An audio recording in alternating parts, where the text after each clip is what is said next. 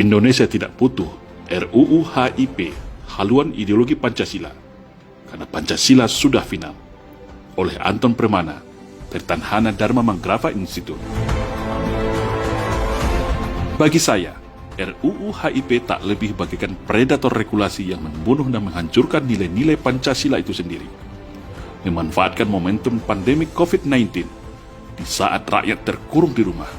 Justru di saat itulah mereka, kelompok An-Nasir PKI yang berhasil menyusup di Senayan seolah kejar tayang untuk menjadikan RUU HIP menjadi undang-undang. Beruntung masih banyak di negeri ini yang masih waras, yang masih idealis, yang nasionalis, yang patriotik dan cinta terhadap Indonesia. Sehingga semua turun serentak karena menganggap masalah ini sudah keterlaluan dan membahayakan masa depan bangsa. Tak tanggung-tanggung, mantan Panglima ABRI dan juga mantan Wakil Presiden Republik Indonesia ini turun langsung bersama koleganya sesama Purnawirawan TNI Polri. MUI Pusat dan seluruh MUI daerah seluruh Indonesia juga tegas menolak dan menghimbau seluruh umat Islam se-Indonesia bersiap-siap turun ke jalan. Partai politik yang awalnya hanya PKS menolak RUU HIP, terakhir B3, Nasdem juga ikutan menolak dengan alasan dalam RUU HIP tidak menjadikan TAP MPRS nomor 25 tahun 1966 sebagai konsideran.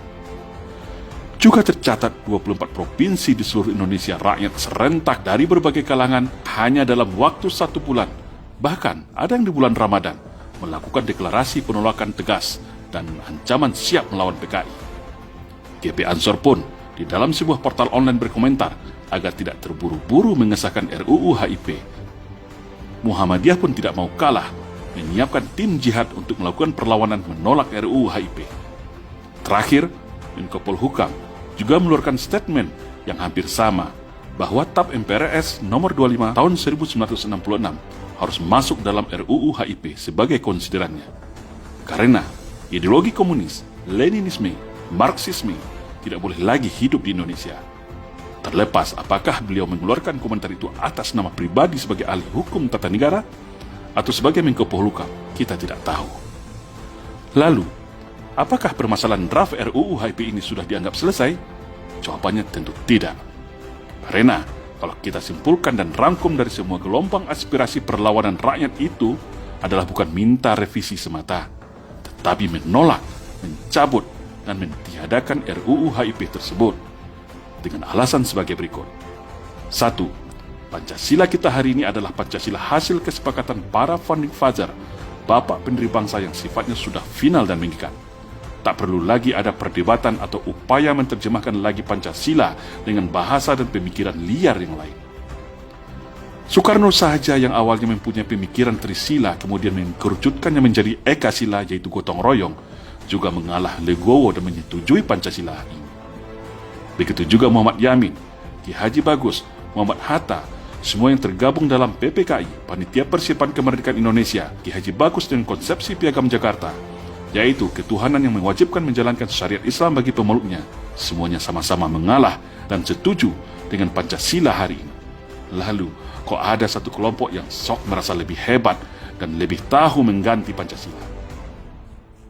Bahkan hal ini diperkuat lagi dengan pidato Bung Karno pada HUT RI 17 Agustus tahun 1961 yang mengatakan bahwa proklamasi pembukaan Undang-Undang Dasar 1945 dan Pancasila adalah satu kesatuan yang tidak bisa dipisahkan sebagai identitas dan bentuk negara Indonesia. Ibarat proklamasi adalah bapak, pembukaan Undang-Undang Dasar 1945 dan Pancasila adalah anak-anaknya. Mengotak-ngatik ini sama saja mengotak-atik bentuk negara Indonesia yang merdeka 17 Agustus tahun 1945. Dan untuk terjemahan Pancasila, semua sudah termaktub di dalam pembukaan Undang-Undang Dasar 1945, batang tubuh, serta bab penjelasannya dalam Undang-Undang 1945 yang asli. Jadi, menurut saya, kalau ingin mendapatkan terjemahan tentang Pancasila, langkah yang paling tepat itu adalah kembali saja ke Undang-Undang Dasar 1945, bukan malah membuat undang-undang baru yang kontraproduktif. Kedua, kalau kita baca secara mendalam draft RUU HIP ini, dari mulai bagian mengingatnya saja dengan tidak mencantumkan TAP MPRS nomor 25 1966 sudah menggambarkan dengan jelas upaya sistematis RUU ini menjadi pembuka pintu seluas-luasnya agar ajaran komunisme, Leninisme, Marxisme untuk kembali hidup di Indonesia. Dan lebih anehnya lagi, masih di bagian mengingat, tidak juga dicantumkan TAP MPR tahun 2003 tentang hierarki perundangan. Dan ini bisa secara tak langsung, posisi RUU HIP ini seolah nanti berada di atas Undang-Undang Dasar 1945, bahkan Pancasila itu sendiri. Pokok inti inilah yang sebagian pakar hukum tata negara menyebutnya sebagai kudeta ideologi negara. Karena dalam pasal 1 ayat 3 dibunyikan bahwa undang-undang ini harus menjadi acuan dalam penyusunan setiap aturan, regulasi, dan kebijakan pemerintah. Artinya, apapun produk regulasi, aturan, dan kebijakan kalau tidak sesuai dengan RUU HIP ini bisa dibatalkan. Kalau kita simpulkan, setelah aliran komunis, Leninisme, dan Marxisme sudah hidup kembali, lalu mereka masuk ke dalam lingkaran kekuasaan, maka dengan mudah menggunakan dasar hukum versi RUU HIP ini mereka akan mengacak-ngacak kehidupan beragama, simbol agama, identitas agama, bahkan ritual ibadah umat beragama pun akan mereka atur secara represif. Atas dasar bahasa manis toleransi, kebudayaan, dan sosial demokrasi yang tercantum dalam RUU HIP. Karena dalam RUU HIP ini, posisi agama setara dengan budaya, bahkan tunduk kepada budaya Nusantara. Dan bagi kelompok yang menentangnya bisa dicap anti terhadap negara, bisa dicap menjadi penjahat negara, bisa dipenjara kapan saja hanya gara-gara menjalankan ajaran agamanya. Dan ini sangat berbahaya. Secara politik hukum, akan dengan mudah kita menebak arah moncong senjata RUU HIP ini kalaulah tidak menyasar kehidupan beragama bangsa Indonesia. Karena sejatinya, komunisme itu sangat anti-agama, benci terhadap agama, dan lebih ekstrimnya, tidak lagi beragama alias anti-Tuhan. Yang ketiga, sudah menjadi ciri khas PKI. Kalau mereka lemah, akan teriak merasa paling Pancasila, akan teriak, saya Pancasila, saya Indonesia, memuja-muji Pancasila seolah kelompok yang paling Pancasilais, seperti Aidit di dalam bukunya Membela Pancasila pada tahun 1964. Tetapi setelah berkuasa, mereka mengganti Pancasila dengan komunisme. Pemberontakan G30 SPKI 65 adalah bukti dan fakta konkretnya. Setelah kampanye dan membranding dirinya seolah paling Pancasila, lalu dengan seenaknya akan menuduh siapa saja kelompok yang bertentangan dengan kelompoknya dicap dan dituduh anti-Pancasila, musuh Pancasila. Menuduh para musuhnya itu seakan mau mengganti Pancasila agar tersudutkan dan dibungkam. Metode ini berulang lagi saat ini, atau yang mereka sebut dengan teori kontradiktif. Kalau bahasa sederhananya bagi saya adalah hampir sama dengan ilmu tukang copet di pasar. Sebelum ketahuan mencopet, maka teriak duluan menuduh orang lain tukang copet, alias maling teriak maling. Lalu, apa bedanya dengan hari ini? Teriak seolah paling Pancasila, ternyata ujungnya mau mengganti Pancasila dengan Ekasila, dengan alibi dan argumentasi tak masuk akal.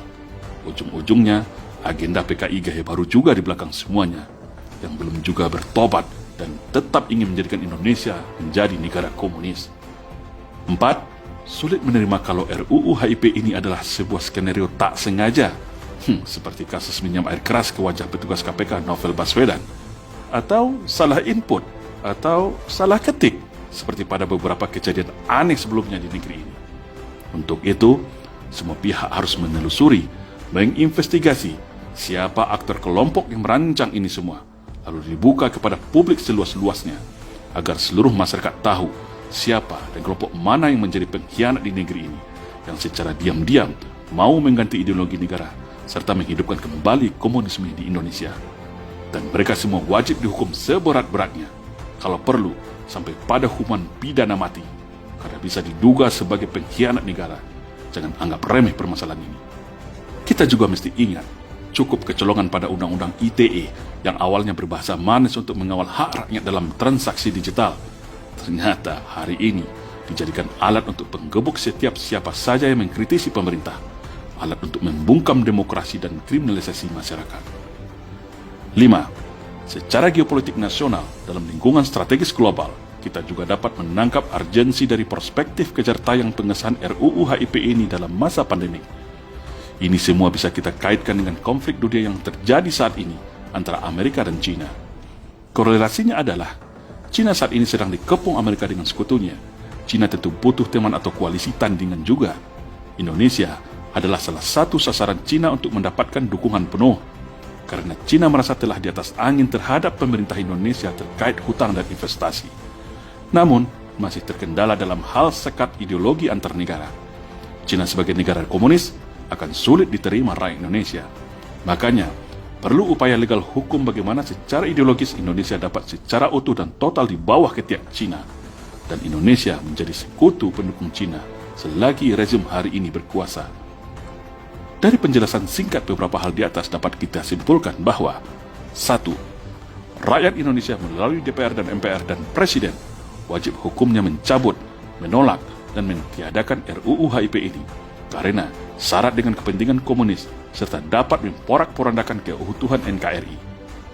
Mari kita catat bersama, simpan nama-nama yang selama ini teriak seolah paling Pancasila, teriak PKI itu tidak ada, teriak dan mendukung RUU HIP ini, maka mereka itulah yang patut diduga sebagai otak kerusakan negara hari ini. Para antek-antek PKI yang ingin berupaya merubah Indonesia dan membunuh Pancasila. Ingat wajah mereka dan kelompoknya, tak peduli apa pangkat, jabatan, dan status sosialnya. Kedua, Pancasila sudah final.